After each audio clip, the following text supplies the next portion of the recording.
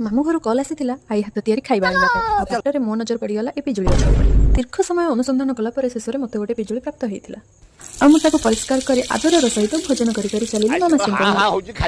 घर को आसीबी आ आई हाथ तैयारी खाइबा खाइबिनी इम्पॉसिबल मु एबे चाउची आ तांको हाथ तैयारी खाइबा नै कि आसीबी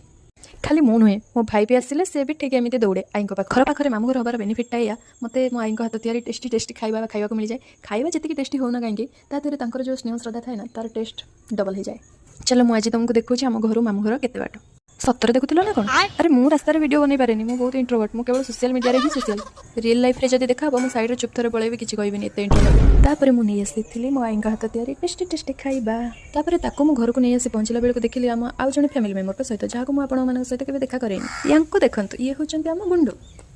ये मैडम एते डिसिप्लिन मेंटेन करंती जे भात टाइम भात ही खाइबे आ लंच टाइम रे रोटी या भात आउ बाकी आड़ी साड़ू तुम जहाँ भी दियो से छुईबेनी